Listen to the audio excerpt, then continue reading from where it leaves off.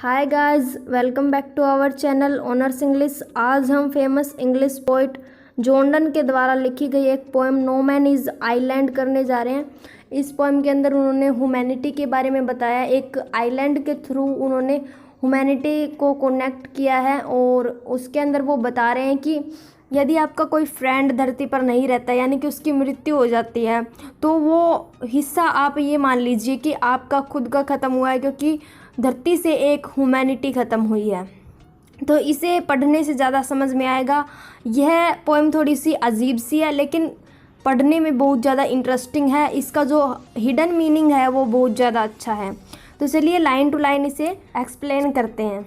No man is an island, यह जो sentence है वो आम भाषा के अंदर भी यूज़ किया जाता है, यानी कि इस धरती पर केवल तुम अकेले नहीं हो।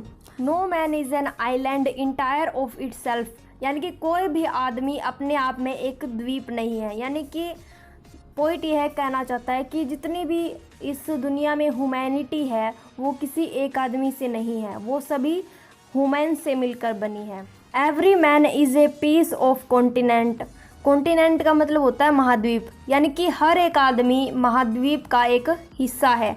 ए पार्ट ऑफ मेन, यानी कि वो मुख्य द्वीप का ही एक हिस्सा है, एक पार्ट है। इफ़ ए क्लोड, क्लोड का मतलब होता है एक छोटा द्वीप, बिल्कुल छोटा हिस्सा द्वीप का। Be washed away by the sea, यानी कि यदि किसी द्वीप का एक छोटा हिस्सा समुद्र के द्वारा बहाकर ले जाया जाए, यूरोप इज़ द लेस, तो यूरोप का कुछ हिस्सा कम हो जाता है। As well as a prominent river, इसी तरह से एक अंतरिप के साथ भी होता है। As well as any manor of thy friend, जैसे कि आपके किसी भी फ्रेंड, या फिर और दाइन ओवन वर, या फिर आप खुद। एनी मैंस डेथ डिमिनिशेस मी, या फिर किसी भी इंसान की मृत्यु मुझे खुद में कम कर देती है। यानी कि ये पोइट इसके अंदर यही कहना चाहता है कि यदि आपके किसी दोस्त की मृत्यु हो जाती है या फिर खुद की आपकी मृत्यु हो जाती है, तो आपको खुद को भी उसके अंदर थोड़ा बहुत लॉस होगा, क्योंकि मानवता कम हो जाएगी। Because I am involve in Mankind, क्योंकि मैं भी मानवता का ही एक हिस्सा हूँ। देखो, इसके अंदर पोइट ने बता दिया यदि किसी इंसान की मृत्यु हो जाती है तो वो मुझे भी कम कर देगी, क्योंकि मैं भी मानवता का एक हिस्सा हूँ। And therefore never send to now, और इसीलिए आपको कभी भी किसी आदमी को नहीं भेजना चाहिए। For whom the bells tolls, किसके लिए यह घंटियाँ बज रही है, इसे जानने के लिए। पहले जॉर्डन के ज़माने में क्या हुआ करता था कि गांव में कोई रेडियो वगैरह नहीं था किसी भी तरह की अनाउंसमेंट करने के लिए। तो कोई किसी की मृत्यु हो जाती थी तो वो घंटियों के द्वारा संदेश दिया करते थे लोगों को। उनके गांव में एक बीच में घंटी लगी होती थी, जिसको बजाने से ये पता चल जाता था कि गांव में किसी की मृत्यु हो गई है, और सारे लोग वहां पर इकट्ठा होकर पूछने चले जाते थे कि किसकी मृत्यु हुई है।